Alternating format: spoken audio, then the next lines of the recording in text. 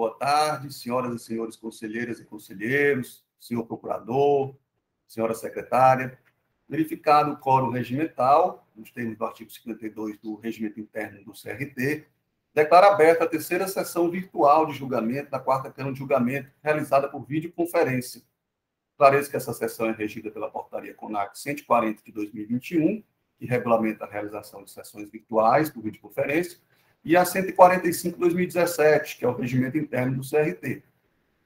Presentes, o doutor Wellington Ávila Pereira, doutora Jerusa Marília Alves Milquiades de Lima, doutora Dalcília Bruno Soares, doutor Tiago da Silva Bezerra, doutor Nelson Bruno do Pego Valença, doutor Almir de Almeida Cardoso Júnior, o doutor Rafael Lessa Costa Barbosa, representante da Procuradoria-Geral do Estado, e a doutora Ana Paula Figueiredo Porto, que está a secretariar os nossos trabalhos.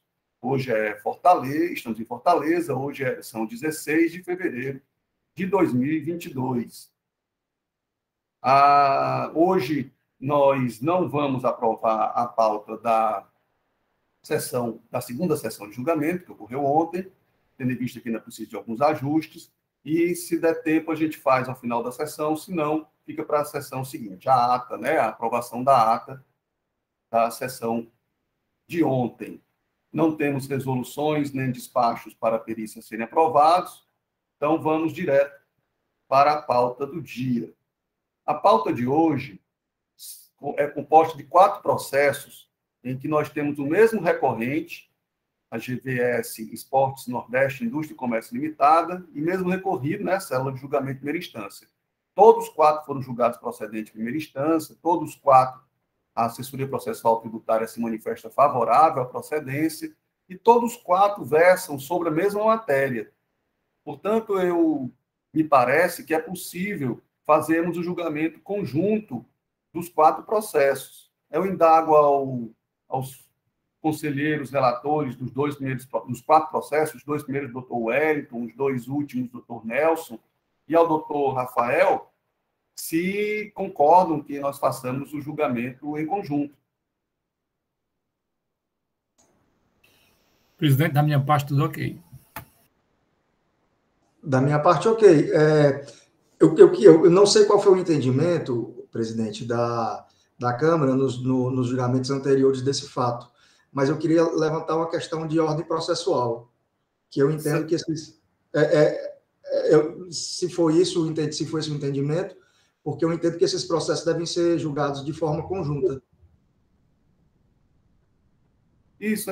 Doutor Rafael, algum problema? Presidente, sem oposição ao julgamento em conjunto, e se o conselheiro Nelson se sentir confortável, eu vou até, na minha manifestação, pontuar os precedentes que já foram assentados por essa Câmara com relação a esses processos. Perfeito. Doutor Nelson, o senhor está sugerindo que os 41 processos sejam julgados em conjunto, já que há uma informação nos autos de que foram lavrados 41 autos com a mesma matéria? Perfeito, presidente. E assim, foram 41 autos lavrados na mesma ocasião, pelo mesmo fato, né? E aí, o 117 da Lei do Contencioso, ele menciona que aplicam-se supletivamente as regras do CPC, e o CPC, no 55, parágrafo 3º, ele traz o comando de que serão reunidos para julgamento conjunto os processos que possam gerar risco de prolação de decisão conflitante ou contraditória, caso decidido separadamente. Nesse caso, eu tenho um entendimento diverso do auto de infração. Então,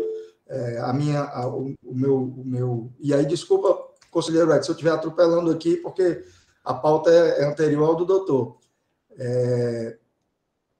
Eu tenho um entendimento diverso de aplicação do 112 do CTN. E eu repito, eu não sei como é que foi decidido na terceira Câmara anteriormente, e entendo que é a hora de levantar esse tema. Certo. Doutor Wellington?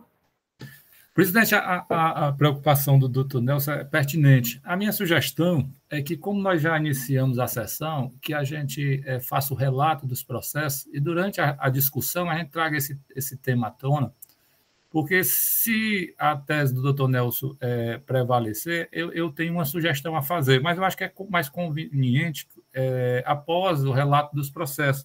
Até porque eu não participei das sessões anteriores, nem aqui da doutora Jerusa, nem acredito que o doutor Nelson. Então, não é incomum a Câmara mudar de pensamento em relação à administração de matérias, tá certo?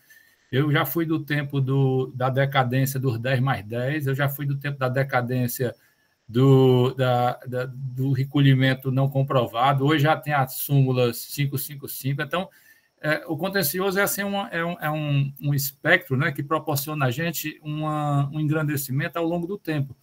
Então, a minha sugestão é que a gente faça o relato dos processos e, assim, acho que quando o doutor Nelson estiver nas discussões, podem colocar isso que a gente fique de forma mais clara para a gente entender, né? Eu acho que é o ideal, até porque essas informações dos 41 autos que foram lavrados, ela tem que ser relatada, né? De uma maneira mais formal. Então, doutor Nelson, vamos seguir essa sequência sugerida pelo doutor Wellington e a gente debate isso com muita tranquilidade no decorrer da sessão, tá ok?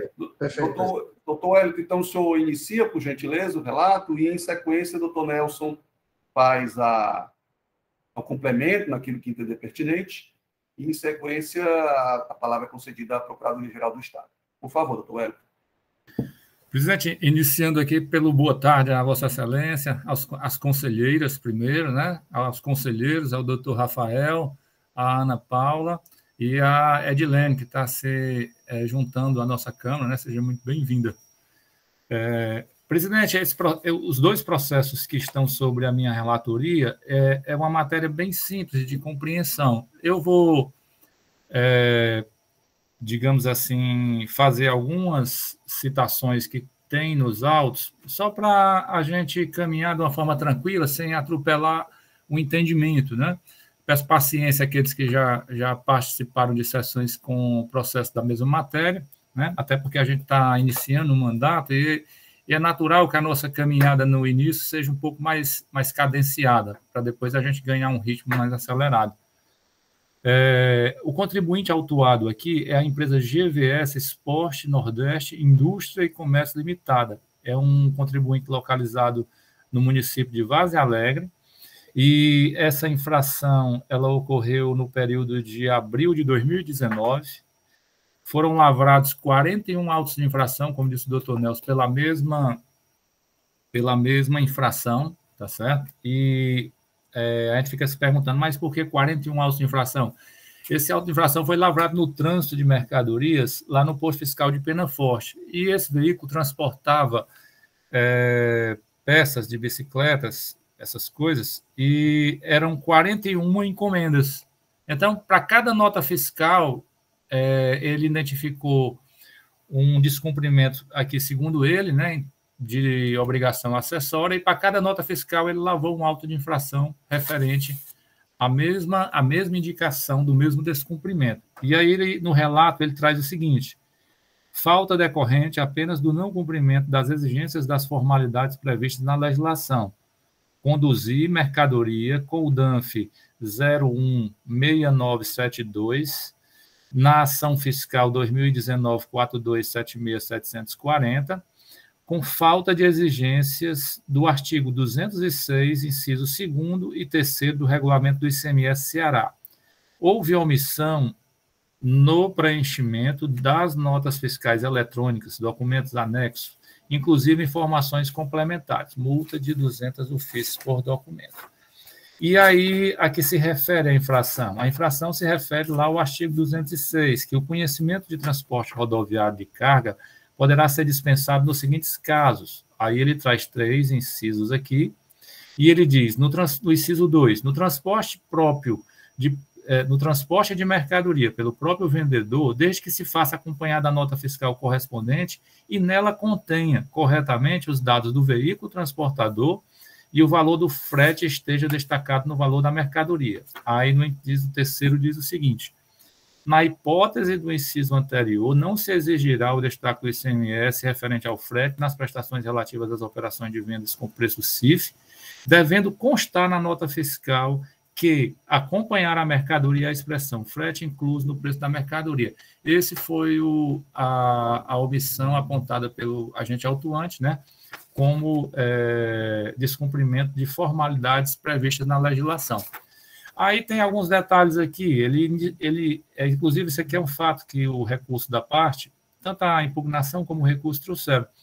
Ele iniciou aqui as informações complementares com um título em negrito, dizendo auto de infração de documentos fiscais inidôneo, que não guarda pertinência com a matéria que é trazida na descrição.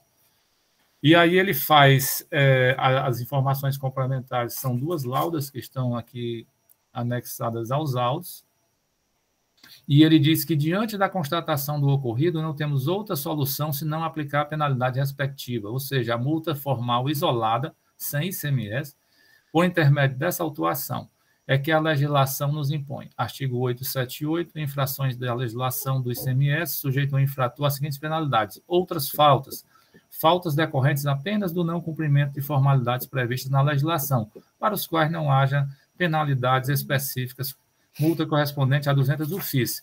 Que essa penalidade que ele cita aqui do regulamento é a mesma que se encontra lá incerta no artigo 123.8d, da nossa lei do ICMS, 12.670/96. Aí a parte ingressou com a sua defesa, o julgamento singular afastou todos os argumentos trazidos pela parte e julgou o auto de infração com a seguinte ementa: falta decorrente apenas do não cumprimento das exigências das formalidades previstas na legislação, o contribuinte transportava mercadorias acobertadas por documentos fiscais sem o cumprimento das regras estabelecidas no artigo 206, aquela que eu fiz menção, incisos 2 e 3, do decreto 24.569/97. Auto de infração julgado procedente. Penalidade prevista no artigo 123.8, a linha D, da Lei 12.670/96. E aqui a ementa resume bem aquilo que eu trouxe no início, né, um pouco mais detalhado, mas a ementa resume de forma bem clara. E aí, irresignado com a decisão que lhes for desfavorável, a parte vem aos autos e refaz exatamente os argumentos que ela trouxe na impugnação. Ela traz primeiro que seja determinada a nulidade do presente auto de infração, porquanto ter entendido o fiscal tratasse de documento fiscal inidôneo, porque o título lá da informação complementar traz essa informação, mas não fundamentou dentro daquilo que a legislação determina. Essa é a primeira nulidade que a parte traz. Pede uma segunda nulidade relativa ao fato de não ter havido a inserção do prazo para pagamento com desconto, conforme prevê os incisos 8 e 9 do artigo 33 do decreto 25.468/99. E aí ele faz tudo isso que ele pede no recurso, ele traz uma discussão a respeito de cada item. Por fim,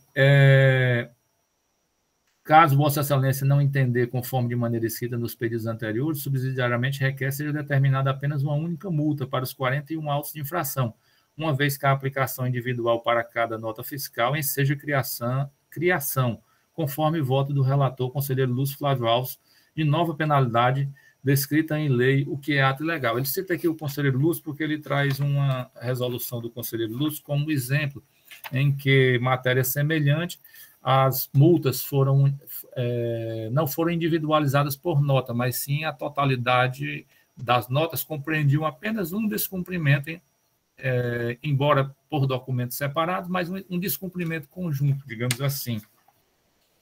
E a tese da defesa, né, em relação ao mérito,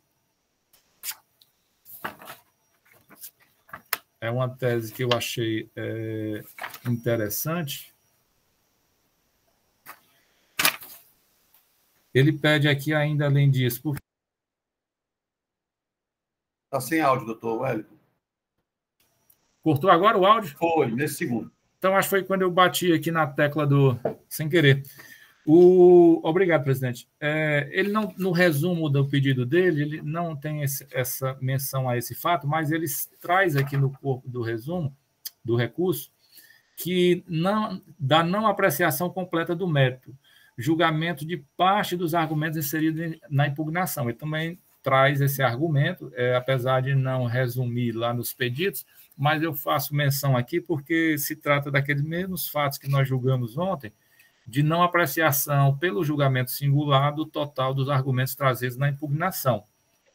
E, quanto ao mérito, o mérito da parte é uma tese bastante interessante, na qual eu vou tentar resumir aqui usando minhas palavras, porque ele é bastante extenso, na qual, se o agente autuante já admitiu que o frete estava incluso no preço das mercadorias e que houve apenas o descumprimento da não menção no corpo da nota fiscal, então não tem sentido se cobrar multa acessória, tendo em vista que a principal já foi adimplida, né, no conceito do lançamento da multa acessória.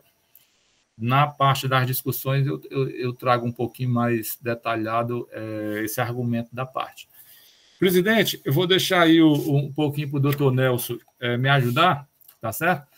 Relatos em conjunto sempre são mais engrandecidos com a contribuição, né, de ambos os relatores. Mas, por enquanto, era isso que eu tinha a relatar. Obrigado, doutor Wellington. Doutor Nelson, o senhor me dá licença um segundinho, porque eu informei que o recorrente e o recorrido são os mesmos, mas não anunciei os números dos processos e dos autos de infração. Então, gostaria de fazê-lo nesse momento. Só um segundo, doutor Nelson. Então, o primeiro processo e o segundo são da relatoria do doutor Wellington. O primeiro é o processo de recurso 1.4060/2019, auto-infração 2019-06130. O segundo, o processo de recurso 1.4058/2019, auto-infração 2019-06137.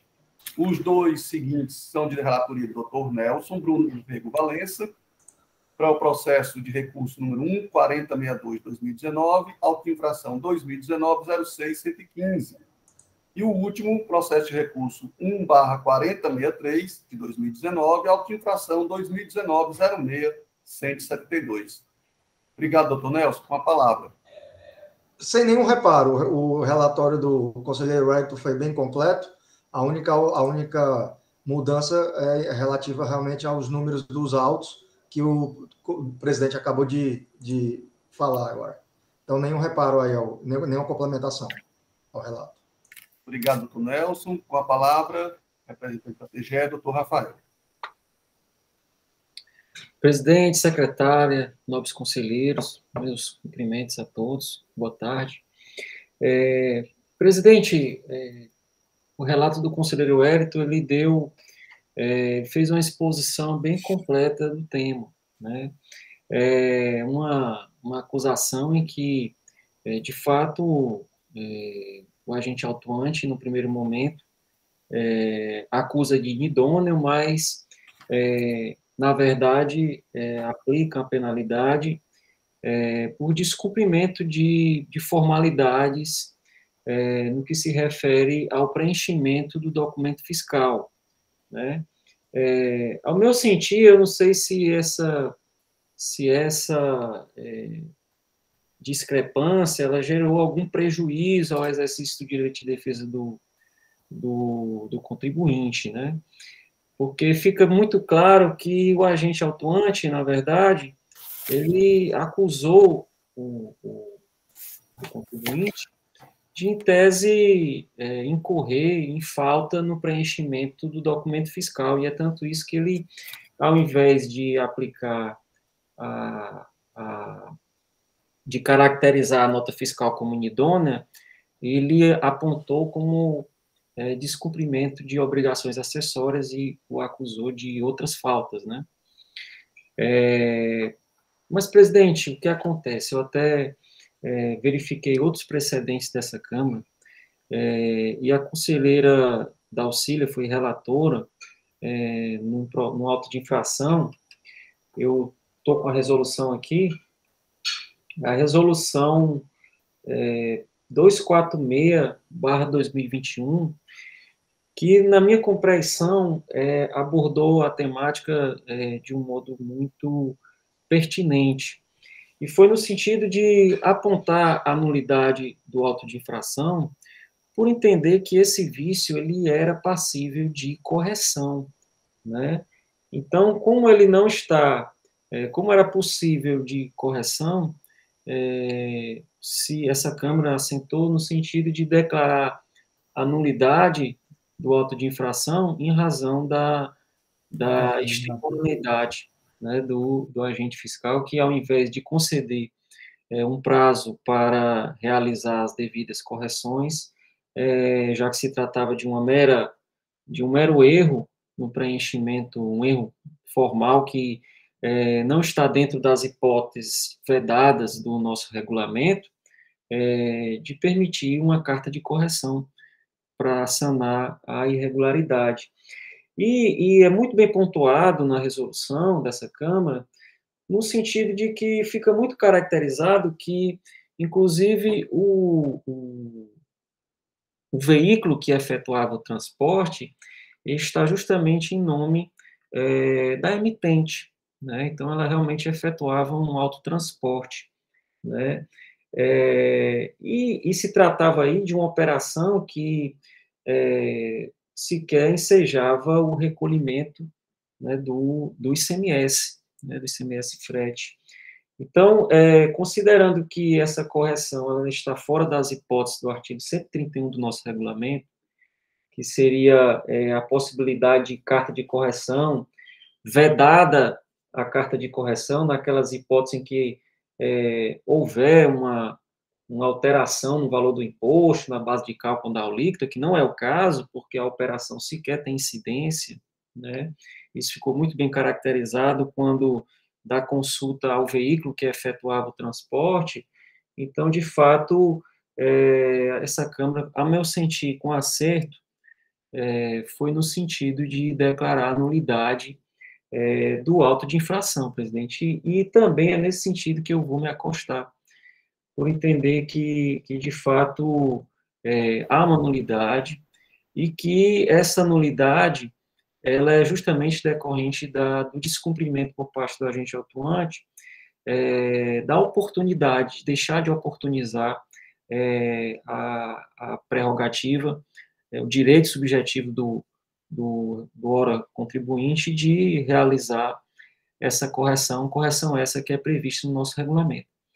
Então, nesse caminhar, presidente, que eu vou, conforme os precedentes, com base na resolução da conselheira relatora, que foi a conselheira relatora à época, conselheira da Auxília, e também tem uma resolução do conselheiro Tiago, também no mesmo sentido, que é a resolução 262/2021, também no mesmo caminhar, e é apoiada nesses dois precedentes que eu vou opinar pela nulidade dos 4 autos de infração, presidente.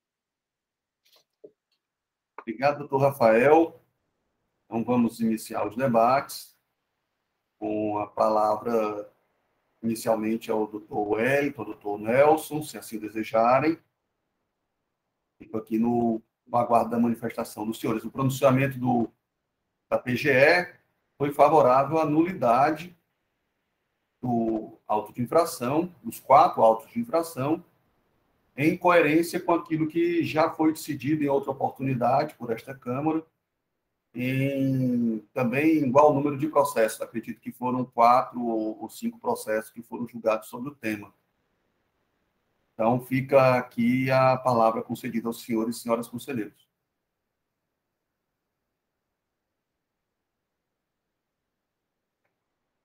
Doutor Rafael, uma dúvida. A nulidade que o doutor está acatando é a que menciona que é auto de infração de documento inidôneo, é isso? Não. A ausência do termo de retenção, doutor Nelson. A ausência do termo de retenção. Tá, eu estou aqui. É de ofício. Foi de ofício que isso foi suscitado no julgamento anterior, doutor Nelson. Perdão, presidente. Perdão. Pode continuar. Não, à vontade. A pergunta foi dirigida ao senhor, doutor Rafael. Viu, doutor Nelson? Seria justamente o que o conselheiro Tiago apontou, que seria o descumprimento do artigo 831, parágrafo 1º, né? Não oportunizar ao contribuinte a possibilidade de correção através do lavrar o termo de retenção e oportunizar o saneamento do documento, né? Ok, eu vou dar uma olhada aqui nesse dispositivo. Doutora Jerusa, a senhora levantou a mão. Sim, senhor presidente. Boa tarde. Boa tarde. Senhor presidente, conselheiros, doutor Rafael, secretárias, meus cumprimentos mais uma vez. Senhor presidente, eu tenho um processo desse também para relatar, mas só que amanhã é igual TU, né? E por conta disso, eu tenho também uma estudada nesse ponto, nesse assunto aí. De fato, a autuação, ela se baseia no artigo 206, que dispensa o conhecimento de transporte e cargas. E esse dispositivo, ele vai nos dar duas possibilidades, quando eu tenho a dispensa do conhecimento de transporte e cargas, abre para a gente duas possibilidades. Ou o transporte, ele é um transporte de carga própria, ou o transporte, ele é um transporte, ainda que efetuado por meio de transporte da empresa, mas ele pode ser cobrado frete, que é o transporte, que é o item 2, que é o transporte de mercadoria pelo próprio vendedor. Que, nesse caso, o próprio vendedor ele faz a cobrança do frete nessa situação, e pelo fato de ter a cobrança do frete, teria a incidência do ICMS. No inciso 1, que é o transporte de carga própria, ele não tem a incidência do ICMS, por isso que ele é hipótese de não incidência. E aí, nas duas situações, elas são condicionadas. No item 1, que é transporte de carga própria, para poder não ter a incidência, ele teria que colocar aquela observação no corpo da nota, transporte de carga própria, que é uma não incidência condicionada. E no item 2, que é transporte de mercadoria pelo próprio vendedor, né, também tem uma condição, que ele tem que destacar o frete para efeito de cobrança, ou, caso ele não faça isso, que ele também tem essa opção, de embutir o valor do frete no valor da mercadoria, que é o item 3, ele diz, você não precisa destacar na nota, porque você pode colocar como custo da mercadoria. Então, se você colocar como custo da mercadoria, você tem que ter uma outra condição, que é colocar a observação de que o frete está incluso no preço da mercadoria. E essa observação se faz necessária para que o fiscal, o fisco, de uma maneira geral, ele tome conhecimento de que, de fato, o ICMS frete está lá embutido e o imposto foi destacado na nota, né? Então, com isso, eu acho que o que cabe a gente verificar aqui primeiro, se de fato é transporte de carga própria ou não. E aí a gente vai analisar os autos. A própria defesa afirma que não é. A defesa, ela vem dizendo aqui nos autos, toda a fundamentação dela é no sentido do item 2, que é transporte de mercadoria pelo próprio vendedor, que é uma hipótese de incidência tributária. Ela mesmo consta aqui, ela fala assim, constava na nota fiscal que o frete era de responsabilidade do remetente. Logo, não seria possível realizar o deslocamento dos produtos vendidos sem que esse gasto estivesse incluído no valor da mercadoria. Ela diz que incluiu esse valor do frete que foi cobrado no valor da mercadoria. Mas não fica só aí, a gente vai analisar também o documento fiscal. No documento fiscal, que a própria empresa emite, embora ela tenha colocado, embora não, porque é o correto, ela coloca que é frete responsabilidade do emitente, né? O item, ela descreve isso, que é de responsabilidade do emitente, mas lá nas informações complementares, ela coloca que houve frete, inclusive houve redespacho dessa mercadoria. Na informação complementar tem lá, redespacho, transporte, cargas, encomendas limitada, né? Aí vem dizendo que foi lá em Minas Gerais o redespacho, e logo embaixo ela coloca frete pago até o destino. Ou seja, a própria empresa, na nota fiscal, diz que o frete foi pago. Frete pago até o destino. Significa dizer que houve a cobrança do frete. Mas, mesmo havendo a cobrança do frete, esse fato, quando o fiscal foi lavrar o auto de infração, ele apenas considerou essa situação como uma mera formalidade, né? Pelo simples, porque o próprio fiscal entendeu que esse valor estaria incluso no preço da mercadoria e, portanto, faltou essa expressão frete incluído no preço da mercadoria. Por isso que os dispositivos fundamentados pelo autuante foram os dispositivos 2 e 3, porque ele entendeu que houve o frete e que está embutido no valor da mercadoria. Mas, por uma questão formal, o autuado ele não colocou essa expressão. Então, de fato, o agente físico, por obrigação, por uma questão de apenas uma formalidade passível de reparação, ele teria por obrigação de invocar o artigo 831 aí, dar os 3 dias para reparar essa infração, né?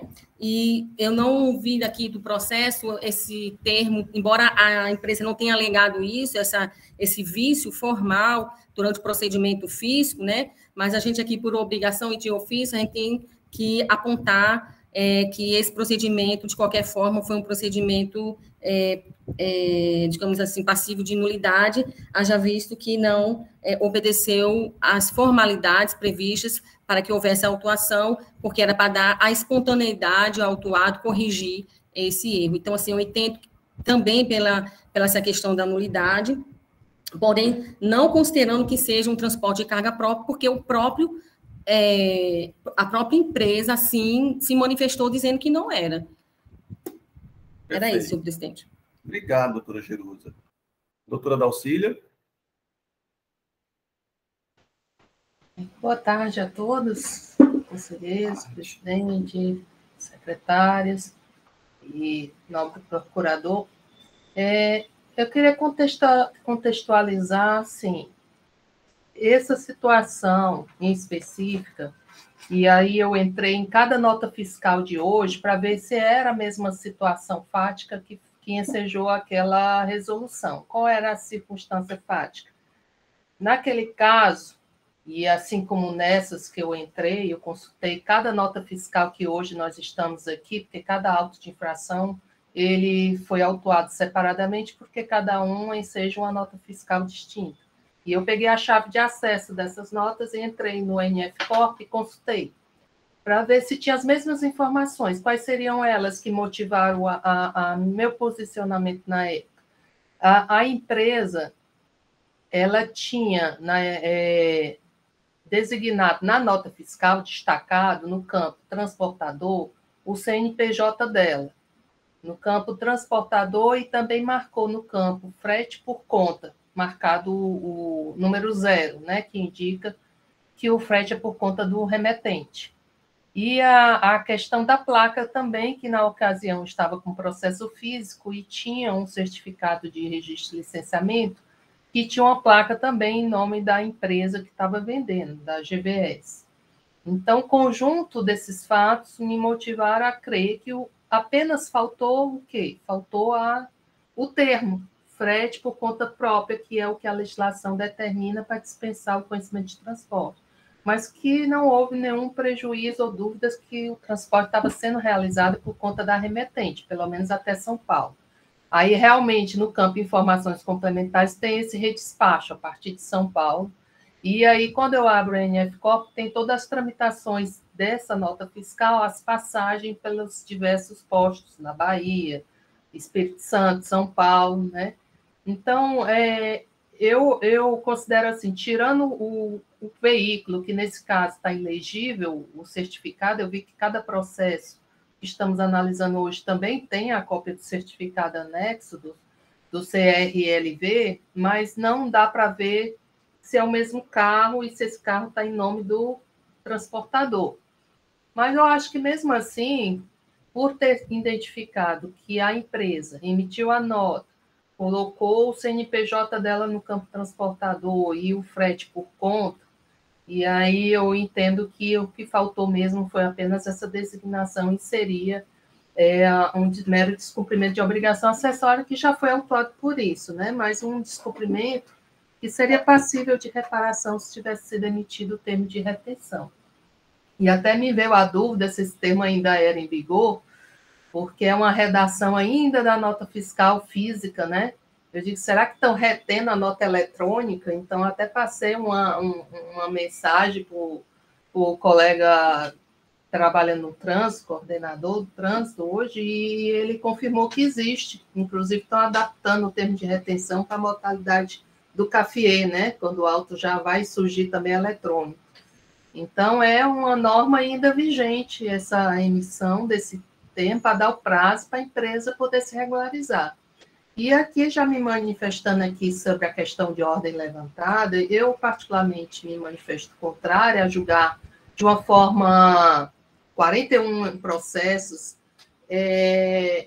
porque, como eu disse, cada caso é um caso. Eu não sei se a nota fiscal, essa empresa emitiu todas as notas fiscais que foram autuadas, tendo essas condições que eu acabei de falar. Se ela emitiu sendo ela a responsável pelo frete, se ela emitiu, porque, senão, acontece essas situações que a conselheira Jerusa falou. Pode ser que alguma nota ou outra haja também um descumprimento do principal, né? Mas esse caso específico, em que a gente pode analisar um por um, eu acho que seria o mais prudente. Mas aqui, eu queria ouvir também a opinião dos demais. Eu, particularmente, eu pude verificar, como eu já disse, cada um, e posso já manifestar que realmente, eu não sei quem vai suscitar, se algum dos relatores, essa nulidade de ofício, mas se não, também me coloco à disposição para citar. Mas eu queria ouvir também os relatores para ver se eles são de acordo ou não com a nulidade, né? E aí poder me posicionar. Obrigada. Muito obrigado, doutora Dalcília. Doutor Wellington, o senhor pediu a palavra. Oi, presidente. É só para a gente fazer algumas colocações em relação a esse caso, tá certo? A empresa GVS, tá certo? Ela está vendendo mercadorias para uma empresa que fica localizada lá em Sergipe, aqui, né? E aí ela menciona essa questão do redespacho, né? O redespacho é quando se inicia o transporte por uma transportadora e às vezes termina sendo entregue para outra para concluir a operação de transporte. Aí aqui, nos dados, como a doutora Dalcília falou, tem frete por conta do emitente, né? Tem o nome da Nordeste Indústria e Comércio Limitada. E para deixar bem claro o que diz o artigo 206, né? Toda vida que um veículo transporta mercadorias, podem ocorrer algumas situações. Ele pode estar transportando a mercadoria de terceiros, ele pode estar transportando a mercadoria que ele comprou e foi buscar, ou ele pode ter vendido e está indo entregar. Aí a legislação é devido ICMS no transporte dessas atividades, é devido sim. Só que a legislação separa o seguinte: olha, quando você não incluir o frete no valor da mercadoria, porque aí a tributação vai sair conjuntamente com o preço, tá certo? Aí você vai me dizer lá, frete incluso no preço da mercadoria. Então, eu vou dispensar você do conhecimento de transporte, porque o fisco já vai estar garantido o ICMS frete lá dentro do preço da mercadoria. Se você não fizer isso, você tem que colocar na nota fiscal o valor do frete lá, para no dia que você for fazer a sua apuração, você faz a apuração normal e faz a apuração do frete. Por quê? Porque você cobrou o frete do destinatário. Tá certo? Aí a legislação diz assim, quando você for fazer esse transporte, você precisa prestar atenção nessas coisas. Se você estiver transportando o 2 e o 3, não parecem a mesma coisa, mas não são os incisos do artigo 206. No transporte de mercadoria pelo próprio vendedor, desde que se faça acompanhada a nota fiscal correspondente, nela contenha corretamente os dados do veículo transportador, o valor do frete esteja destacado do valor da mercadoria, que não é o caso. Tá certo? Ele não destacou, ele não trouxe a expressão, mas ele está dizendo assim, olha, estava tudo junto lá, tá certo? E no 3, na hipótese do inciso anterior, não se exigirá o destaque do valor referente ao frete nas prestações relativas às operações de venda com preço CIF, né? Devendo constar na nota fiscal que acompanhar a mercadoria a expressão. O frete já está incluído no preço da mercadoria, então o fisco vai dizer assim, olha, não, aqui já está incluído e está sendo transportado por ele. Tá certo? Então, é só para esclarecer que as situações são diferentes. O que eu acho que aconteceu aqui, de fato, foi que ele estava transportando mercadoria em veículo próprio da empresa, tá certo? Para entrega, e que, pelo conjunto da obra, o preço do frete já estava incluído dentro do preço da mercadoria, tá certo? E que ele esqueceu de fazer a menção aqui do frete incluído no preço da mercadoria. Aí a minha pergunta inicial, quando eu estava analisando esse processo, era o seguinte: rapaz, o fiscal devia ter cobrado era o preço do valor do... Ele devia ter cobrado era a emissão do conhecimento de transporte e ter cobrado o ICMS frete, e não ter multado por descumprimento de obrigação acessória. Porque a obrigação acessória é que garante o exercício da principal, tá certo? Para que ele tivesse dispensa do conhecimento de transporte, ele tinha que fazer constar na nota fiscal a expressão frete incluído no preço da mercadoria. Se ele não trouxe essa informação, ele devia ter emitido o conhecimento de transporte em separado, que era para ficar clara a situação que estava se desenhando no transporte.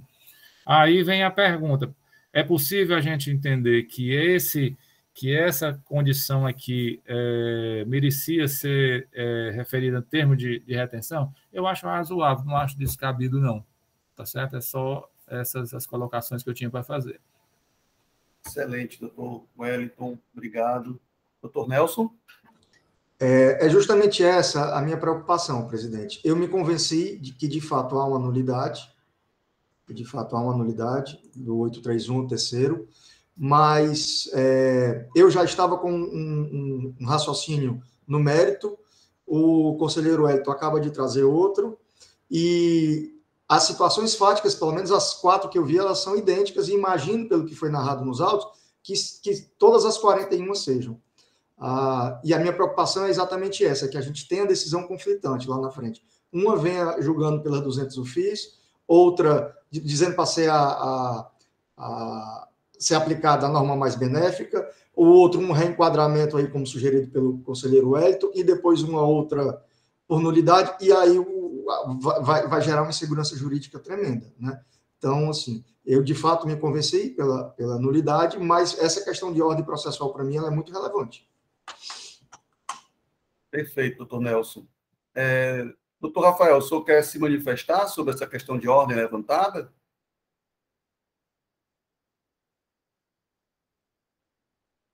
Deu uma travada com o doutor Rafael. Travou aqui. Pronto, agora voltou. Presidente, obrigado pela palavra, presidente. Eu até entendo a preocupação do conselheiro Nelson, porque a preocupação é uma preocupação pertinente no que se refere a uma aplicação isonômica da legislação tributária, né? Mas, como a conselheira Dalcília apontou determinados aspectos, em que, não obstante a infração seja a mesma, mas o contexto, os documentos fiscais de cada processo necessita de uma certa análise, eu não sei se seria pertinente essa unificação de todos esses processos numa pauta, né? Pelo menos que isso seja decidido aqui em sessão, né? Mas quem sabe uma análise da presidência sobre a pertinência de julgar os demais processos em conjunto, no momento posterior, né? Pelo menos ao meu sentir, esses 4 processos vão ter o mesmo desfecho dos outros que foram julgados já por essa Câmara, e já não enxergo aqui nenhum prejuízo à segurança jurídica, né, ou uma aplicação não isonômica da norma, né, porque esses processos também estão tendo o mesmo desfecho daqueles que foram julgados por essa Câmara, inclusive em uma composição passada, né.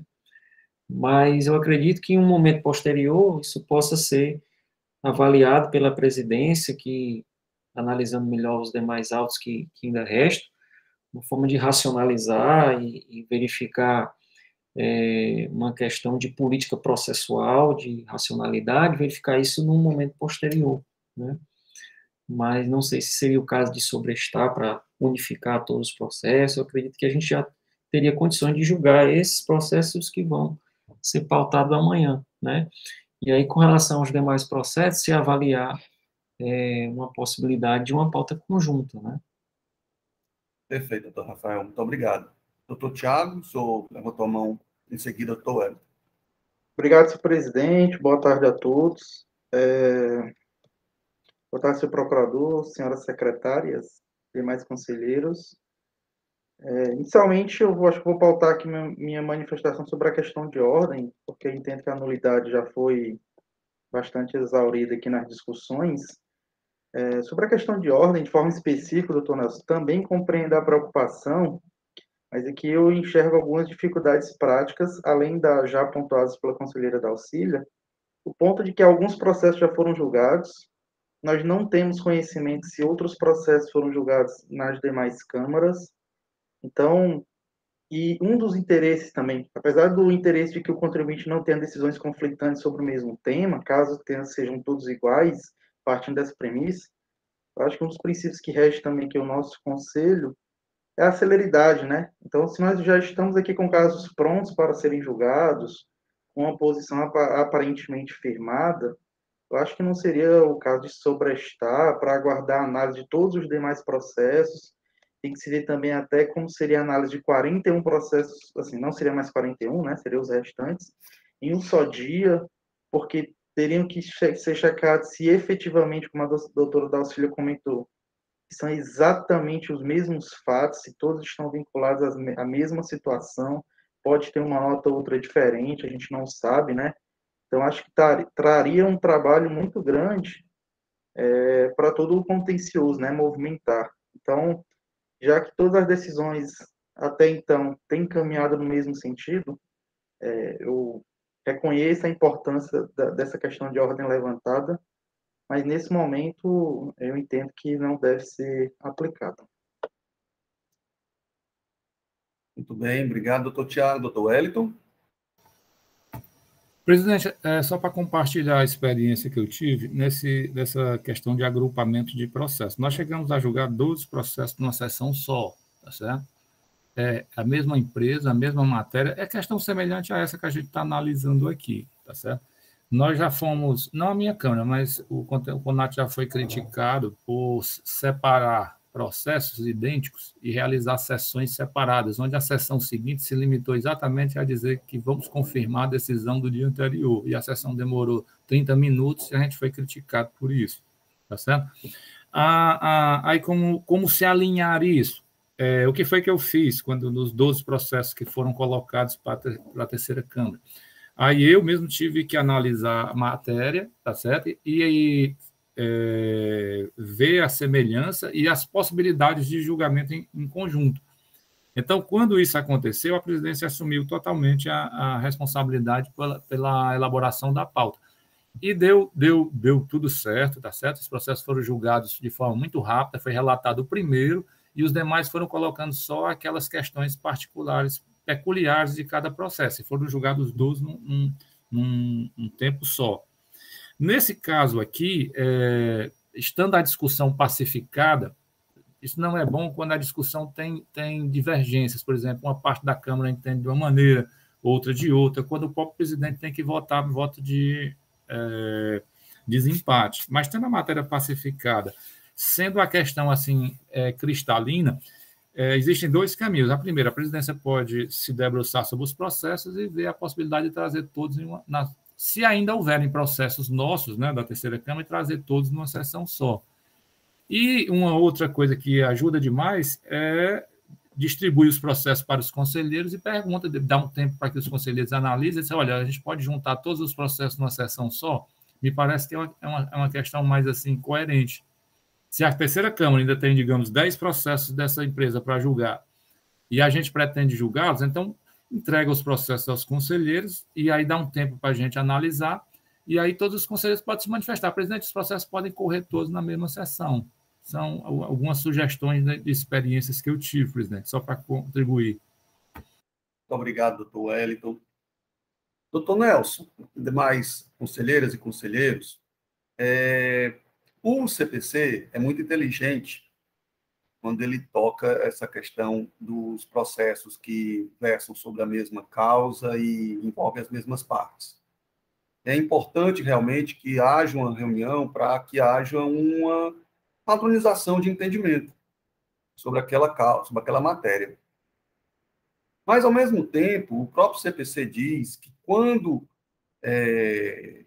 o juiz, no caso, o julgador, entender que pode causar tumulto, ele pode trazer uma divisão desses julgamentos, né? Não serem julgados todos em conjunto. No nosso caso aqui, não é um caso de tumulto, é um caso mais de ordem prática.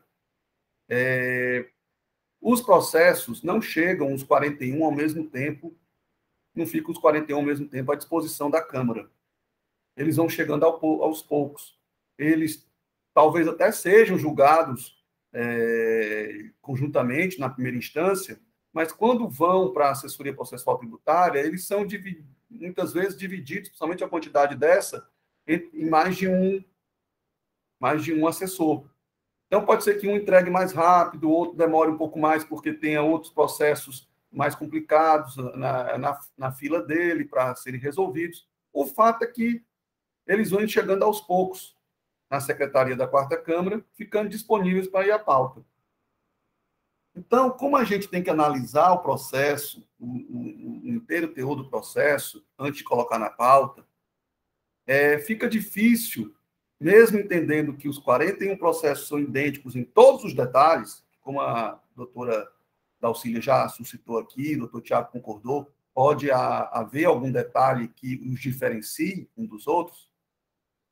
Mesmo assim, a gente só tem condição de fazer essa análise quando eles estão na secretaria.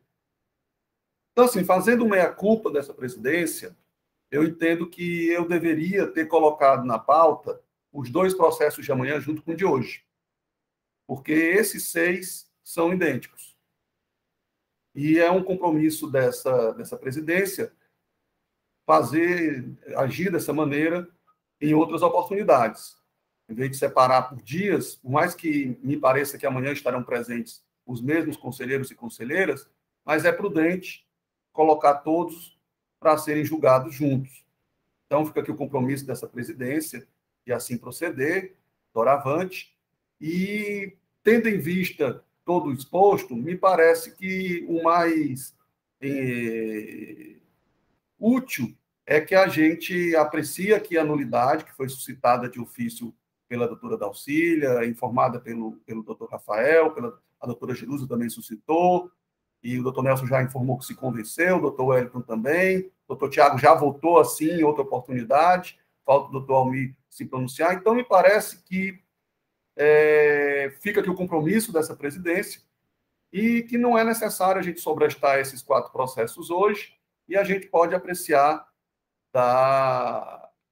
inicialmente a questão da nulidade e, em sendo declarada a nulidade, vai se manter a jurisprudência em torno do tema. Doutor Almir, o senhor quer se pronunciar? Presidente, particularmente, eu entendo que a gente pode, sim, se manifestar sobre esse processo agora, né? Eu concordo com a questão da nulidade, tá? E replicar a decisão caso os outros processos venham a vir a ser julgados na nossa Câmara, né? Subam, e quando subir se for essa composição, a gente pode manter a decisão, e caso, né, seja outra formatação da Câmara, se eles subirem daqui a 2 anos, por exemplo, né, eu tenho certeza que o direito à defesa do contribuinte não vai ser prejudicado, porque caberia um recurso extraordinário com base no paradigma, já que a gente já está formando um paradigma aqui. Obrigado, doutor Almir. Então, todos concordam da gente colocar em julgamento a nulidade por ausência do termo de retenção da mercadoria durante o procedimento fiscal? Perfeito.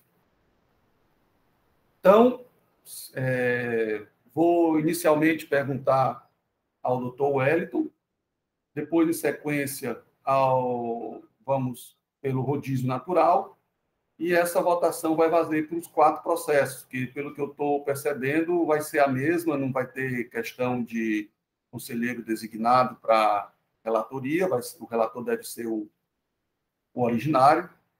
Então, vamos começar com o doutor Wellington. Doutor Wellington, como é que o senhor vota em razão aí da nulidade por ausência do termo de retenção durante a ação fiscal de trânsito?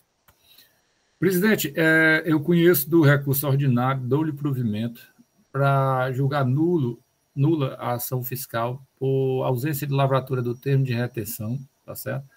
Contrária à manifestação da assessoria processual tributária trazida nos autos, mas de acordo com a manifestação em sessão do excelentíssimo senhor procurador. e se manifestou pela nulidade em razão da ausência do referido termo.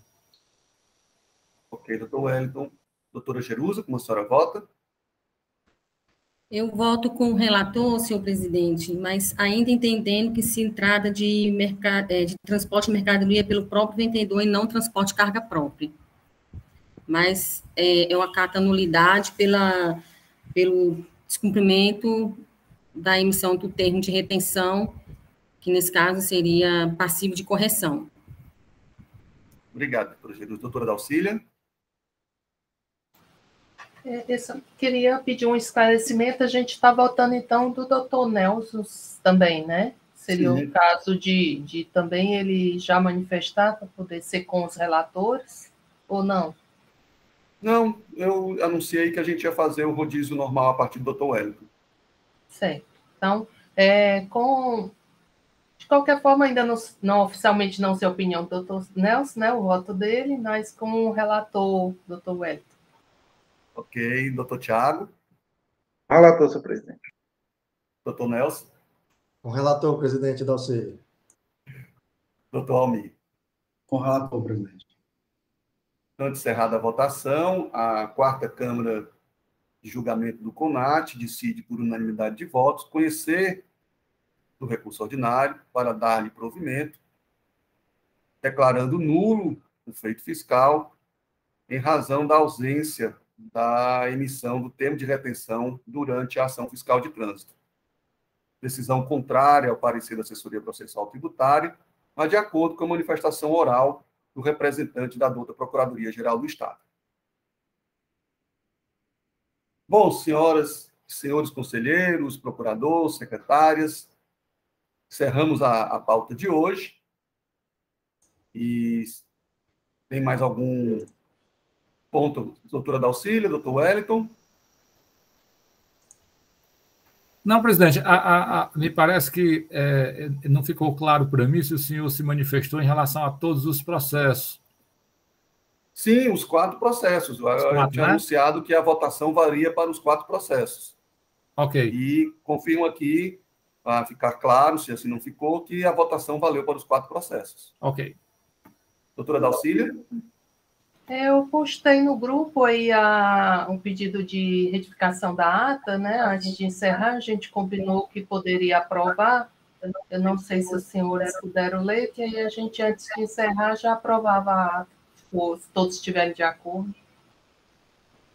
Os senhores podem dar uma lida rapidinho aí no WhatsApp, por favor? Os senhores e a doutora Jerusa. Ou se preferir, senhor presidente, deixar para amanhã, era só para aproveitar o horário, né? Preferir ler com calma. Pode ler com calma, presidente. Não traz, é melhor ler com calma. Prejuízo, não. Eu pensei que fosse só uma frase, é melhor a gente ler com calma, todo mundo se manifesta, se está de acordo ou não, e amanhã a gente, na sessão de amanhã, a gente aprova. A gente prestigiar a doutora Dalcília e não ser injusto com algum termo, ou fazer alguma colocação melhor. Eu pensei que fosse só uma frase, mas é mais de uma frase, então é bom a gente dar a devida atenção. Eu inseri só uma frase, viu? O resto eu só copiei da ata, mas... qual foi a frase que a senhora inseriu, doutora Dalcília? Inseri a questão de fato e de direito, né? E alterei a ordem, mas... que não foram enfrentadas todas as questões de fato e de direito. Que é originário crédito tributário. E também foi essa parte que eu acrescentei, né? Argumentos apresentados na defesa. Podemos acrescentar e também argumentos apresentados na defesa, senhoras? Já está, senhor presidente. Argumentos levantados pela defesa e o presidente incluiu a relevante ao deslinde, não foi naquela hora? Sim. Mas podemos deixar para amanhã, porque aí os senhores... Fica melhor. Ok. Perfeito. Então, sem mais, encerramos aqui a terceira sessão virtual da quarta Câmara de Julgamento, por videoconferência, agradecendo a todos pela participação. Pois não? Desculpe, é que eu já coloquei no AppDrive o CD da defesa do processo de amanhã. Aproveitar a oportunidade de avisar a todos. Ótimo. Já está. Obrigado, doutora Dalcília. Então, agradecendo a todos, unanimemente, pela participação, pelo engrandecimento aqui ao debate. todas as 3 sessões foram suscitadas questões interessantes, questões relativamente novas aqui no CONAT, e eu vejo o debate transcorrendo de uma maneira muito tranquila, muito serena e com muita qualidade. E essa presidência fica muito feliz por essa equipe estar trabalhando dessa forma. Obrigado a todos, uma boa tarde a todos, e amanhã estaremos aqui de novo para, dessa vez, realizar a 4ª sessão de julgamento virtual a partir das 13h30 da tarde. Um abraço a todos. Paulinha, você pode desligar, por gentileza, a gravação?